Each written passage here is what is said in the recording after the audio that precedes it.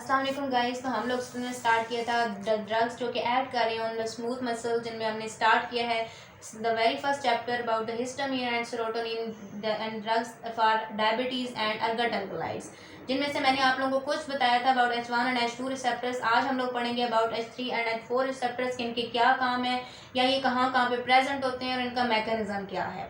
तो आप लोगों को अगर वीडियो पसंद है तो आप लोगों ने वीडियो ज़रूर लाइक करनी है और इन आपने सारी के सारी बाकी फ्रेंड्स के साथ भी शेयर करना है और चैनल को सब्सक्राइब करना बिल्कुल भी नहीं भूलना। So let's start our lecture. आज हमारा जो लेक्चर है वो हमारे पास बहुत इंपॉर्टेंट वेरी इंटरेस्टिंग लेक्चर होने वाला है। आप लोगों ने गौर से सुनना है। H3 रिसेप्टर्स हमारे पास आते हैं। सबसे पहले कि इनका क्या काम है, मैंने आप लोगों को इसके जो पहला लेक्चर है उसमें मैंने आप लोगों को बताया है कि जो हमारे पास H3 रिसेप्टर्स होते हैं एंड H4 रिसेप्टर्स, दोनों के दोनों रिसेप्टर GI कपल्ड है, यानी इनहिबिटरी सब unit of the G protein के साथ लगे हुए होते हैं या उसके साथ एसोसिएटेड होते हैं। जो सबसे पहला मैकेनिज्म है अबाउट H3, या सबसे पहली बात जो H3 के बारे में पता होनी चाहिए वो ये है कि H3 जो है ये presynaptic modulation of the histaminergic neurotransmission in the CNS उसको कंट्रोल करता है। यानी CNS के अंदर हिस्टामीन की जो न्यूरोट्रांसमिशन है at the pre synaptic level उसको कंट्रोल करने में हमारे पास H3 का काम है।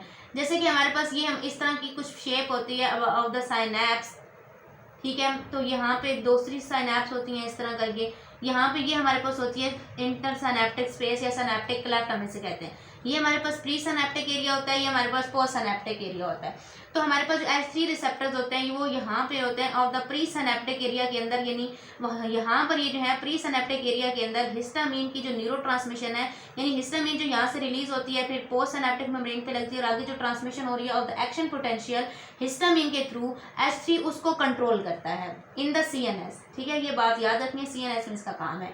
दूसरी बात यह है कि डिक्रीज करता है एपेटाइट। जो हिस्टामीन है H3 रिसेप्टर के जो एगोनिस्ट हैं, यानी इसके जो एगोनिस्ट हैं वो अंडर स्टडी हैं, ठीक है, वो अंडर स्टडी हैं कि वो यूज किए जा सकते हैं for the control of appetite, यानी भूख को कंट्रोल करने के लिए, as well as for the treatment of obesity वगैरह। ये हमें कैसे पता लगा था? जी हमें इस तरह पता लगा था कि कुछ नॉकआउट एनिमल्स थे, लाइक कुछ एनिमल्स थे जिनके अंदर से हमने नॉकआउट कर दिया। नॉकआउट का मतलब ये होता है निकाल देना।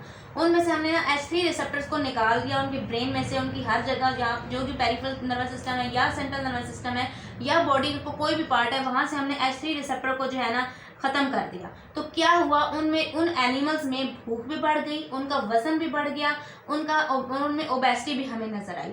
तो इस स्टडी से हमें ये पता लगा है कि जो H3 रिसेप्टर्स हैं इनका बहुत इंपॉर्टेंट रोल है in the control of appetite as well as in the treatment of obesity and weight reduction.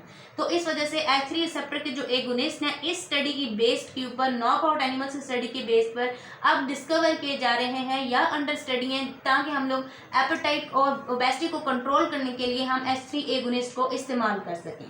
Next जो हमारे पास है ना, इसका मैकेनिज्म मैं आप लोग को एक्सप्लेन कर देती हूँ। यही मैकेनिज्म आप लोगों ने ना H4 में भी याद रखना है, बिकॉज H3 एंड H4 दोनों का जो मैकेनिज्म है ना वो बिल्कुल सेम है। दोनों के दोनों जो है वो GI कपल्ड है। तो अब क्या होता है कि हिस्टामिन जो है वो GI है, उसका रिसेप्टर्स को हमने लिख दिया रिसेप्टर I, यानी इनहिबिटरी सब रिसेप्टर। उस इनहिबिटरी रिसेप्टर ने क्या किया, वो कंबाइन किया विद इनहिबिटरी सब unit of the GI protein, ठीक है। अब इस इनहिबिटरी सब यूनिट ऑफ GI प्रोटीन ने क्या किया, ये मैंने लिखा हुआ है इनहिबिट, ये इनहिबिट कर देती है AC यानी एडिनालाइल साइक्लेज को, ठीक है। एंजाइम है हमारे पास एडिनालाइल साइक्लेज, उसको ये इनहिबिट कर देती है।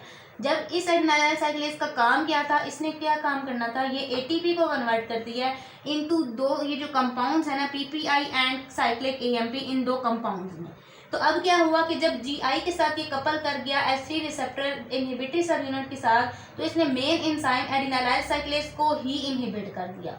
जब ये इनहिबिट हो गई तो ATP का जो कन्वर्जन है इनटू साइक्लिक AMP, मेजर इसका काम है ना साइक्लिक AMP है, तो साइक्लिक AMP में कन्वर्जन ATP की नहीं हो जाएगी तो क्या होगा, decrease in the level of cyclic AMP, जो कि हमारे पास एक साइक्लिक मैसेंजर है, ठीक है, सेकंड मैसेंजर है जिसने बॉडी के अंदर डिफरेंट काम कराने होते हैं, ग्रोथ में, प्रोटीन के एक्टिवेशन में वगैरह वगैरह। तो इस H3 रिसेप्टर की वजह से साइक्लिक AMP का लेवल जो होगा वो कम हो जाएगा और ये GI प्रोटीन कपल्ड एक रिसेप्टर हो जाएगा। तो ये हमारे पास था mechanism of H3 and H4। तो अब आप लोगों को मैं बता रही हूँ about the H4 receptors mechanism. आप लोगों को समझ आ गया होगा, उम्मीद है मुझे, ठीक है। एंड H3 के कहाँ कहाँ पे क्या काम है वो भी समझ में आ गए होंगे। अब मैं आप लोगों को H4 के बता दें, बहुत ईजी है H4, इंतहाई ईजी है, ठीक है, बिल्कुल H3 की तरह इसका मैकेनिज्म है, यानी यही सेम मैकेनिज्म आप लोगों ने H4 में भी याद करना है, यानी यही मैकेनिज्म है। Decrease in the level of cyclic AMP, सही है जी, आई कपल्ड प्रोटीन रिसेप्टर है।